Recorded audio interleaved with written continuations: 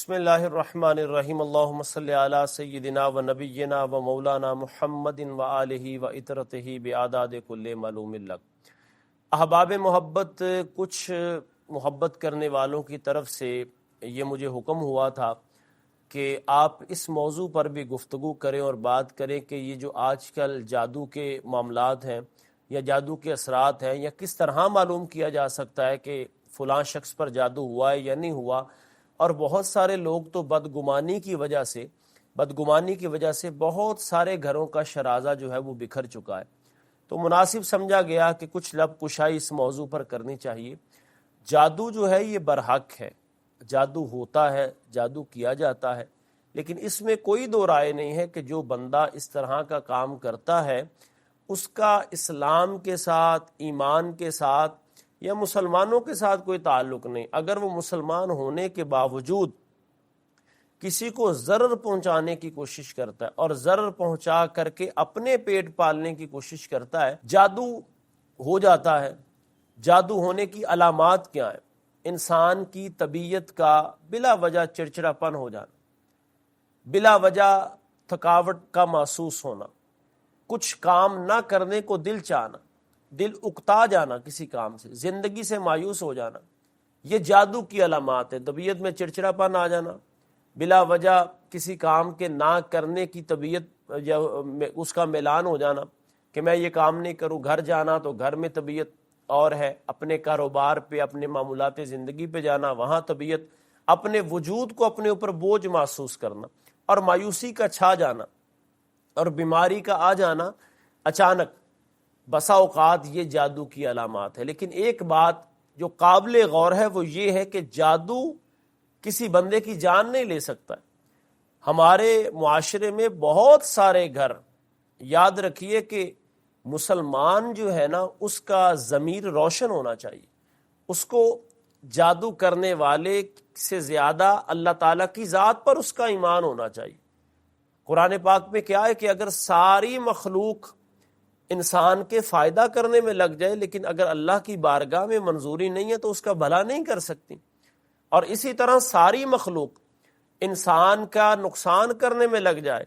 لیکن اللہ تعالیٰ کے ہاں اس کے لیے برکت ہے، اس کے لیے فائدہ ہے، تو کوئی اس کا بال بھی بانگا نہیں کر سکتا۔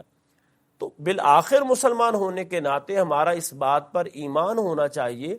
کہ اللہ تعالیٰ کی بارگاہ سے خیر کے ہی معاملات ہوں گے، کیونکہ وہ 70 ماؤں سے زیادہ پیار کرنے والا ہے۔ بہت سارے گھروں کا شرازہ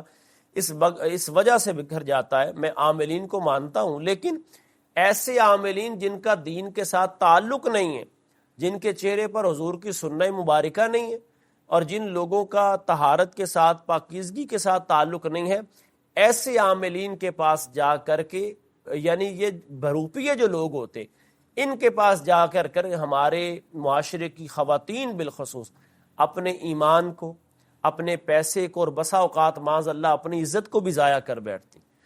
اور پھر وہ کیا کہتے ہیں، تم پہ فلاں نے کیا ہے، اس کا قد چھوٹا ہوگا اور فلاں ہوگا، فلاں نے کیا ہوگا، حالانکہ یہ تو ظن باطن ہے۔ اب جب انہوں نے جو جو نشانیاں بتائی ہیں ان میں سے کوئی ایک نہ ایک تو کسی رشتہ دار میں پائی جائے گی، انسان کا ذہن اس بات پر پورا یقین کرے گا کہ ہاں اس بابا جی نے بتایا تھا، لہٰذا مجھ پر تو میری چاچی نے، میری تائی نے، میری پھپھو نے، میری خالہ نے، میری ساس نے وغیرہ وغیرہ، اس نے مجھ پہ جادو کر دی۔ وہ بندہ جتنا اس کو رب کے قریب ہونا چاہیے تھا وہ اتنا دور ہو کے کسی عامل کے قریب چلا جاتا ہے۔ وہ عامل کیا کرتا ہے کہ اس کی جیب کو بھی ختم کرتا ہے اور اس کے ایمان کو بھی ختم کرتا ہے۔ ہاں جادو کا ہو جانا یہ برحق ہے، جادو ہو جاتا ہے، لیکن نبی کریم علیہ الصلوۃ والسلام کی حیات مبارکہ سے، حضور کی تعلیمات سے، یا ایسے لوگ جو واقعی قرآن و سنت کے مطابق انسان کا علاج کرے ان کے پاس جانا اچھی بات، جانا چاہیے، دوائی لینی چاہیے، دعا لینی چاہیے، اور اس کے تویزات پر جو ہے جو قرآنی آیات مبارکہ لکھی ہوں ان پر جو ہے وہ یقین اللہ تعالیٰ کی ذات انسان کو اس سے فیوز و برکات دے گی، افاقہ پیدا ہوگا۔ لیکن اس بات پر پختہ ارادہ کر لینا، اور یہ وہ معاشرے کا ناسور ہے کہ جس کی وجہ سے بہت سارے رشتے ٹوٹ چکے کہ مجھ پر فلاں نے کیا ہوگا، مجھ پر فلاں نے کیا ہوگا۔ وہ بھئی فلاں نے کیا، اس کا مطلب ہے کہ اس کا جادو کرنا تمہارے ایمان اور تمہارا رب کے ساتھ جو تعلق تھا اس میں حائل ہو گئے۔ مثال کے طور پہ کسی کو چوٹ لگ گئی ہے تو اس کے دل میں آئے گا یار مجھ پہ فلاں نے کسی جادو کر دیے، یا کسی کا کام جو ہے وہ اپنی نالائکیوں کی وجہ سے یا ملکی حالات کی وجہ سے اس کا کام بند ہو گیا، تو وہ کہے گا یار مجھ پر تو فلاں نے کسی نے کر دی ہے۔ ٹھیک ہے، ہو بھی جاتا ہے، جادو کے معاملات برحق ہے، میں بار بار یہ بات عرض کر رہا ہوں، لیکن اس پر ہی تکیہ لگا کے بیٹھ جانا کہ اب ایسا ہو گیا تو میں ہمت نہیں کروں گا، ایسا ہو گیا تو میں کوشش نہیں کروں گا، اسلام اس چیز کی اجازت نہیں دیتا۔ جادو طبیعت میں چڑچڑاپن پیدا کر سکتا ہے لیکن موت واقع نہیں کر سکتا۔ زندگی اور موت اس اللہ کے ہاتھ میں ہے، وہ خلاق عظیم جس کو چاہے زندگی عطا فرمائے، جسے چاہے موت عطا فرمائے۔ ہاں یہ ضرور ہو سکتا ہے کہ اللہ تعالیٰ نے اس انسان کی زندگی کا وقت جو ہے وہ مقرر فرمایا، یقیناً اس طرف کسی اور شخص نے بھی اس پر جادو کروا دیا، اب وہ بندہ اللہ تعالیٰ کے حکم سے اس کو موت آ گئی، اب وہ عامل کہے گا دیکھو تو نے تعویذ کروایا تھا نا، تو نے جادو اس پہ کروایا تھا، وہ مر گئے، حالانکہ اللہ کی بارگاہ میں اس کا وقت مقرر آ چکا تھا۔ تو اس طرح کی باتوں سے بحیثیت مسلمان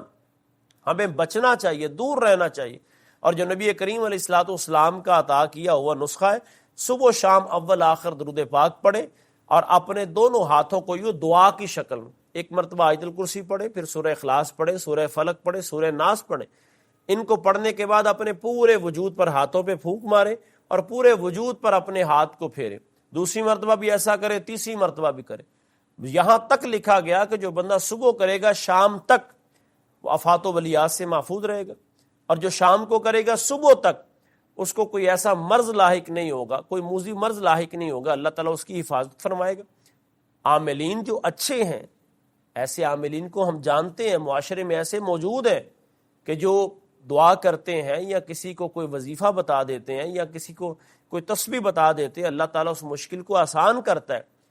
ایسے عاملین کے پاس جانا چاہیے، جائز ہے جانا، لیکن ایسے عاملین جو دین کے بھی ڈاکو ہیں، روپے کے بھی ڈاکو ہیں اور عزت کے بھی ڈاکو ہیں، ان لوگوں کے پاس جانے سے پرہیز کرنا چاہیے۔ وما توفیقی الا باللہ۔